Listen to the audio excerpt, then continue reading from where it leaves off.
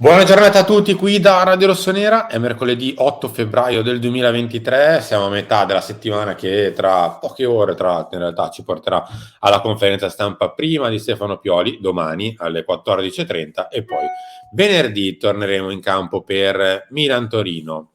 Ma oggi non è tanto il campo che agita, ma chi il campo non lo vede da settembre e non è Enrico Boiani. Ciao Henry.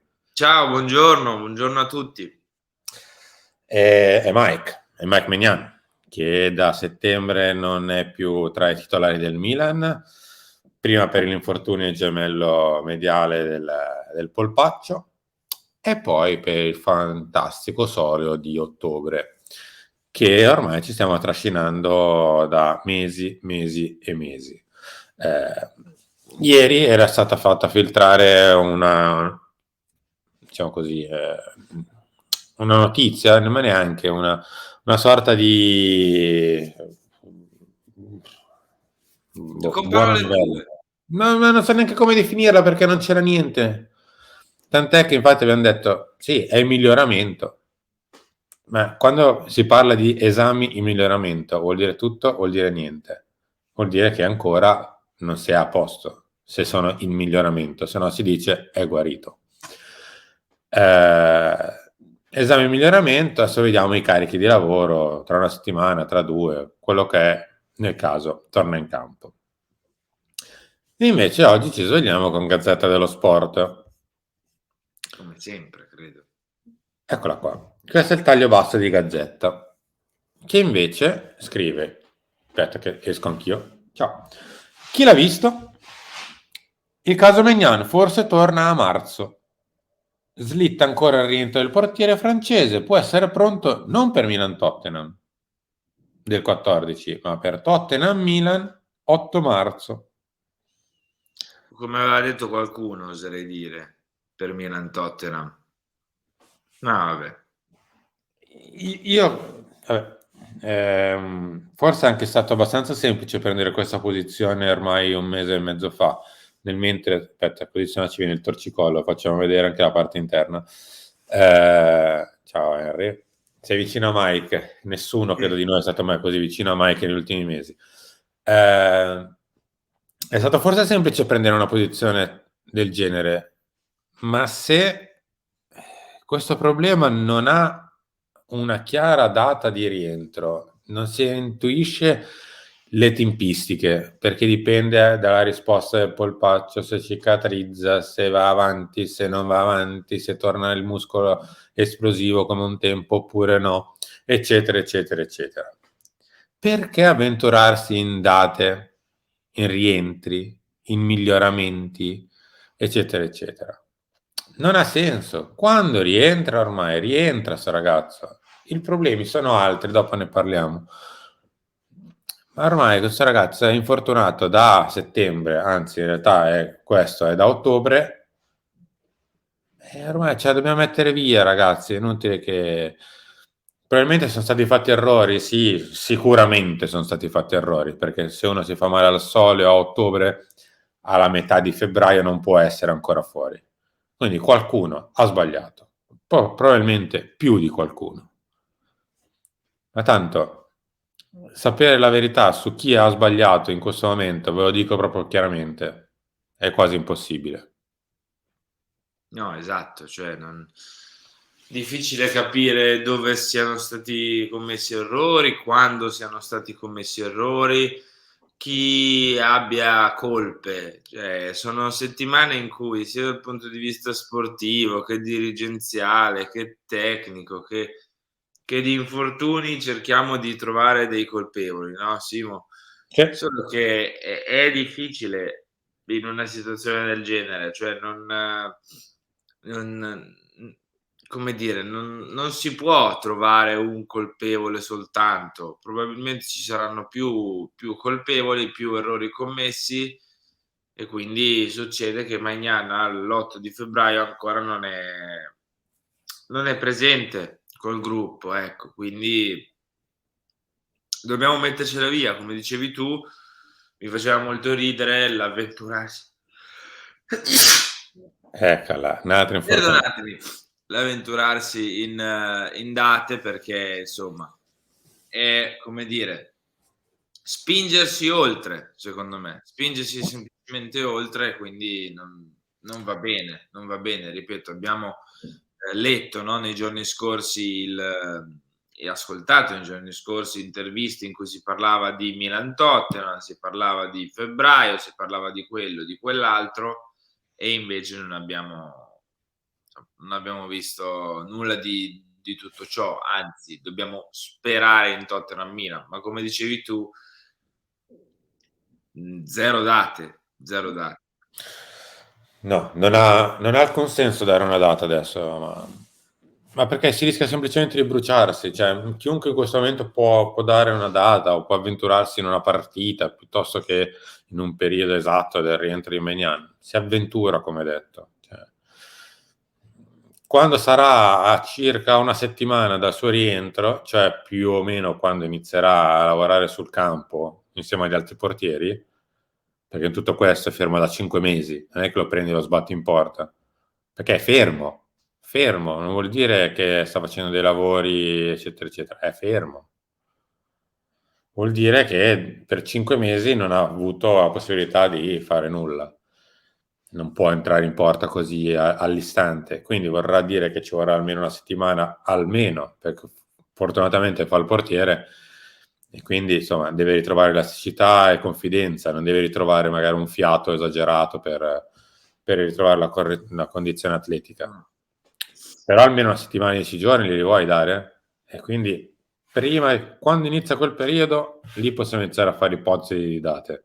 Prima è inutile, è sbagliato. È sbagliato per chi le fa, è sbagliato per chi le sente, perché poi si fa magari giustamente, gli viene anche un po' la colina in bocca per dire dai, finalmente sta tornando Mike, e poi prende l'altra, l'ennesima piccola mazzata. È inutile in questo momento, diciamo così, illudere. Quando torna, torna.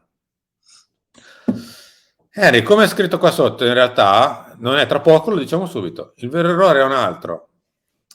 È che Mike Maignan si è fatto male a settembre, si è rifatto male a ottobre e a dicembre, in quel di Dubai, mentre già un po' assaggiava il campo, vabbè, sapevi che non sarebbe tornato a gennaio.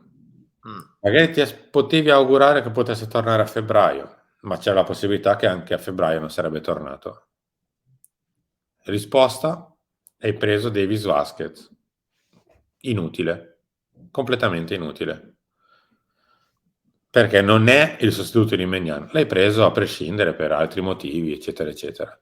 Per prendere un portiere non hai fatto niente. Ti sei tenuto Tatarusano. E queste sono le scelte. Questa sì è un errore, perché è una scelta, non l'hai subita. Questa te la sei cercata tu. Non hai messo 2 euro per prendere un portiere e il portiere non è arrivato. Il punto, Simo, è anche qui, no? È un errore, palesemente, perché tu avevi tutto il mercato di gennaio per anticipare l'arrivo di Sportiello con una manciata di milioni. Ricordiamo che hai vinto lo scudetto l'anno scorso, non sei arrivato nono dopo 2 anni, 3 anni, 4 anni di Serie B o cose simili. Hai vinto il campionato la scorsa stagione. Comunque, il punto è capire chi l'ha presa questa scelta. Chi è che ha scelto di confermare Tatarusano? Di chi sono le responsabilità nel confermare Tatarusano? Di Pioli, che lo allena, che dice ok, no, per me va bene lui, no, io mi sento tranquillo con lui? Di Maldini, che nonostante quello che dice Pioli è comunque il direttore sportivo e quindi qualcosa lui la deve fare, e soprattutto se lui reputa che bisogna prendere il portiere si Lo prende prende.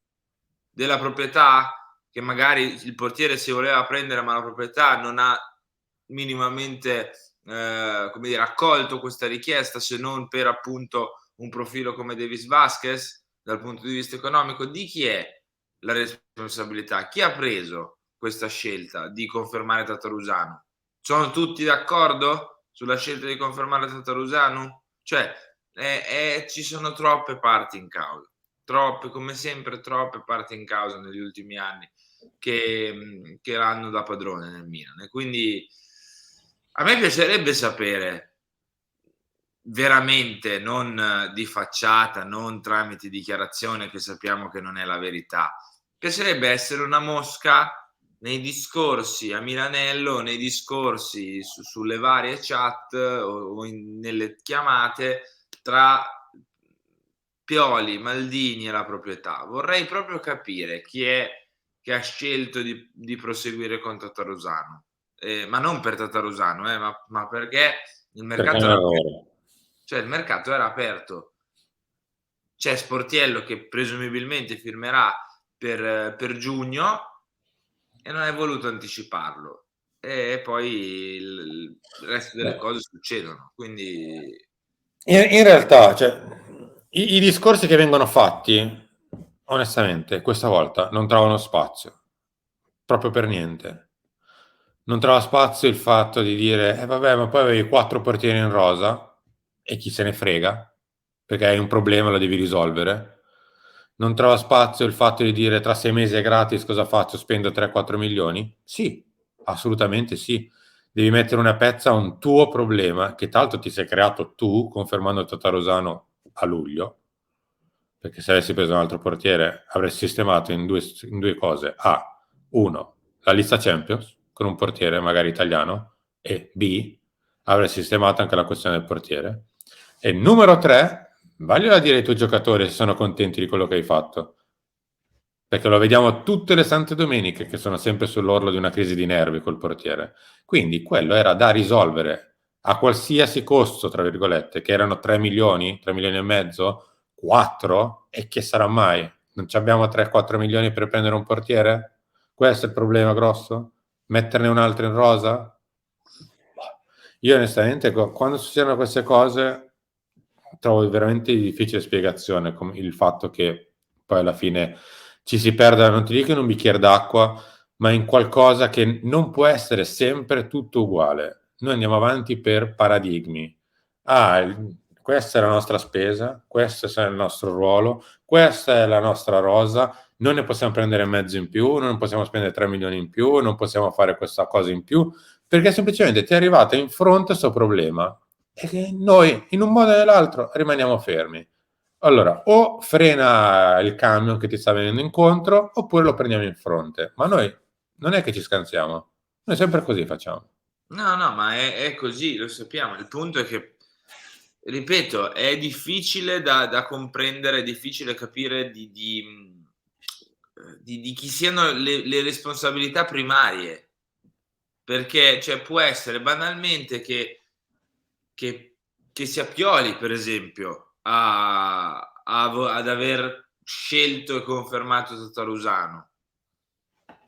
E che magari invece altri non erano d'accordo. Può essere che invece Pioli e la dirigenza volessero un nuovo portiere, ma che la proprietà non abbia dato l'ok per anticipare un arrivo. Non lo possiamo sapere, cioè è quello che voglio dire, che è impossibile sapere di chi sia la scelta finale sulla conferma di Tatarusano o comunque sul non risolvere questo problema a gennaio. Non lo possiamo sapere noi, è impossibile.